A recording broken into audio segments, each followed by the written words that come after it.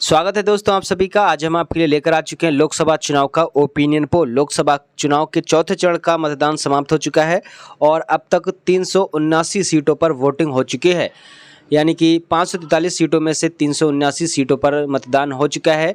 अब कुछ ही सीटें बाकी बची हैं। अब देखना ये होगा 543 सीटों में किस पार्टी को कितनी सीटें मिल सकती हैं। इस सर्वे में, इस ओपिनियन पोल में आपको पूरी जानकारी देंगे। आपको क्या लगता है 2024 में आप किसकी सरकार देखना चाहते हैं, भाजपा गठबंधन की या फिर कांग्रेस गठबंधन की सरकार देखना चाहते हैं? कमेंट बॉक्स में जरूर बताएं और इस वीडियो को लाइक, चैनल को सब्सक्राइब कर लीजिए। तो चलिए सर्वे शुरू करते हैं। सबसे पहले दोस्तों जान लेते हैं उत्तर प्रदेश की 80 सीटों के बारे में।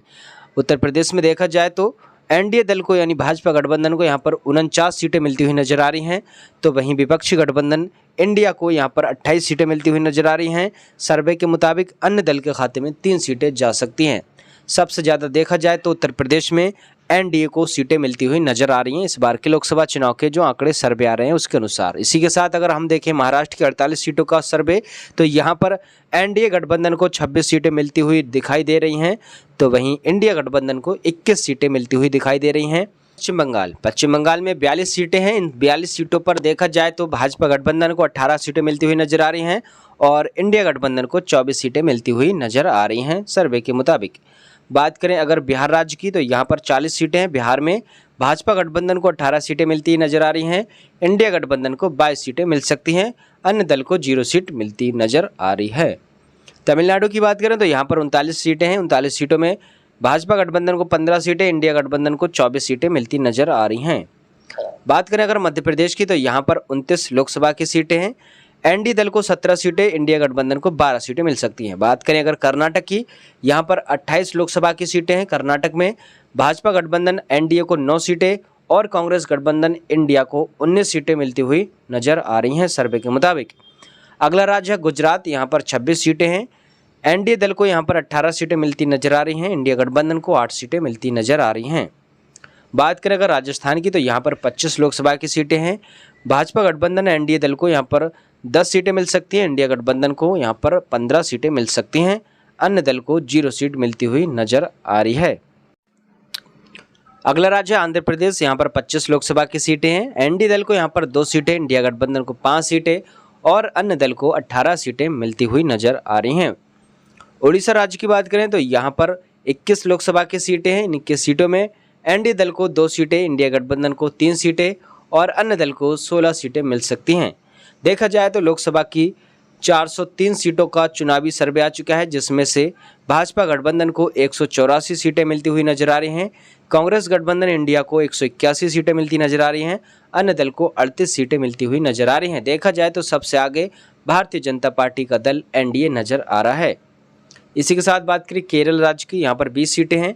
एनडीए गठबंधन को यहाँ पर 3 सीटें, इंडिया गठबंधन को 15 सीटें और अन्य दल को 2 सीटें मिलती नजर आ रही हैं। बात करें अगर तेलंगाना की, तो यहाँ पर 17 सीटें हैं। एनडीए दल को 3 सीटें, इंडिया गठबंधन को 12 सीटें और अन्य दल के खाते में 2 सीटें जा सकती हैं। झारखंड की 14 सीटों पर नजर डालें तो यहाँ पर एनडीए दल 3 सीटें जीतते नजर आ रहा है, इंडिया गठबंधन 11 सीटें जीतते नजर आ रहा है। इसी के साथ अगर बात करें दोस्तों असम राज्य की, तो यहाँ पर 14 लोकसभा की सीटें हैं। एनडीए दल को 10 सीटें, इंडिया गठबंधन को 4 सीटें यहाँ पर मिल सकती हैं। पंजाब राज्य की बात करें तो यहाँ पर 42 लोकसभा की सीटें हैं। यहाँ पर एनडीए दल 3 सीटें जीतते नजर आ रहा है, इंडिया गठबंधन 10 सीटें जीतते नजर आ रहा है। इसी के साथ छत्तीसगढ़ की बात करें तो यहाँ पर 11 लोकसभा की सीटें हैं। एनडीए दल को यहाँ पर 4 सीटें, इंडिया गठबंधन को 7 सीटें मिल सकती हैं। बात करें अगर हरियाणा की, तो यहाँ पर 10 लोकसभा की सीटें हैं। एनडीए दल यहाँ पर 4 सीटें जीतते नजर आ रहा है, इंडिया गठबंधन 6 सीटें जीतते नजर आ रहा है। अब बात करें दिल्ली राज्य की, तो यहाँ पर 7 सीटें हैं। एनडीए दल को यहाँ पर 3 सीटें, इंडिया गठबंधन को 4 सीटें मिल सकती हैं। जम्मू कश्मीर की 6 सीटों की बात करें तो यहाँ पर एनडीए दल 2 सीटें जीतते नजर आ रहा है, इंडिया गठबंधन 4 सीटें जीतते नजर आ रहा है। उत्तराखंड की 5 सीटों पर नजर डालें तो एनडीए दल 2 सीटें, इंडिया गठबंधन 3 सीटें यहाँ पर जीत सकता है। बात करें अगर हिमाचल प्रदेश की, तो यहाँ पर 4 सीटें हैं।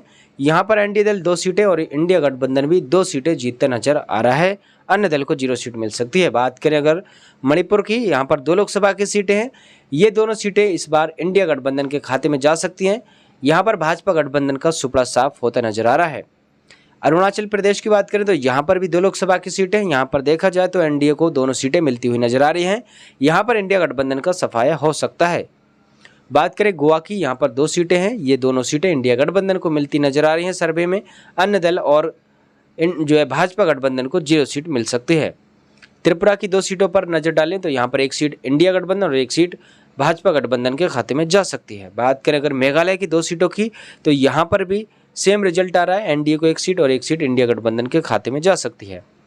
मिजोरम राज्य की बात करें तो यहाँ पर 1 सीट है, ये सीट एनडीए दल जीतता नजर आ रहा है। बात करें नागालैंड की, यहाँ पर भी 1 सीट है, ये सीट इंडिया गठबंधन जीत सकती है। बात करें सिक्किम की, यहाँ पर भी 1 सीट है, 1 सीट इंडिया गठबंधन के खाते में जाती नजर आ रही है।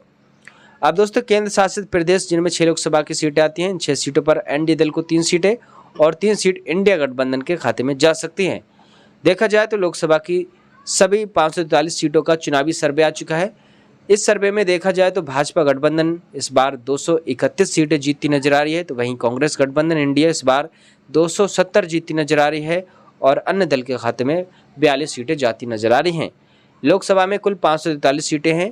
किसी भी पार्टी को सरकार बनाने के लिए कम से कम 272 सीटें जीतनी होती हैं, लेकिन देखा जाए तो किसी भी पार्टी यानी कि भाजपा गठबंधन को भी 272 सीटें नहीं मिल रही हैं और इंडिया गठबंधन को 272 सीटें नहीं मिल रही हैं। लेकिन देखा जाए तो कांग्रेस गठबंधन 270 तक पहुंच चुका है।